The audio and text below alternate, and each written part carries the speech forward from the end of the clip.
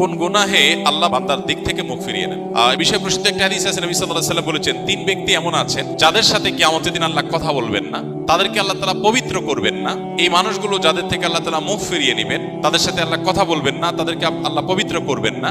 সেই মানুষগুলোর মধ্যে একজন হলেন ওই পুরুষ, যে পুরুষ টাকনুর নিচে পোশাক পরে। পোশাক পরে বলতে যে পোশাক উপরের দিক থেকে যায় সেটা টাকনুর নিচে পরে, প্যান্ট, পাজামা, চাদর, লুঙ্গি, জুব্বা, জামা, এগুলো। মোজা যেটা থাকেই নিচে, নিচ দিক থেকে পরা হয়, ওইটা কথা ভিন্ন। তো এই যে মুসবিল যে ব্যক্তি টাকনুর নিচে প্যান্ট, পাজামা, লুঙ্গি ইত্যাদি পরে, এই ব্যক্তি তার সাথে আল্লাহ কিয়ামতের দিন কথাও বলবেন না এবং তার দিকে আল্লাহ তাকাবেনও না, তাকে আল্লাহ পবিত্রও করবেন না।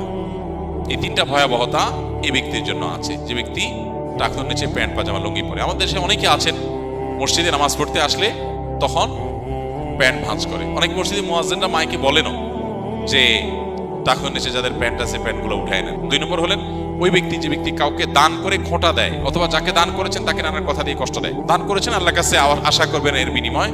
যাকে দান করেছেন তার সাথে আপনার কোনো আলাপ থাকবে না। দান করে খোঁটা দিলেন, কষ্ট দিলেন, খোঁচা মেরে কথা বললেন, এগুলো বললে আপনি আল্লাহ তাআলার দৃষ্টি থেকে সরে যাবেন কিয়ামতের ময়দানে। নাম্বার 3, ওই ব্যবসায়ী, যেই ব্যবসায়ী তার পণ্য বিক্রি করতে গিয়ে মিথ্যা শপথ করে।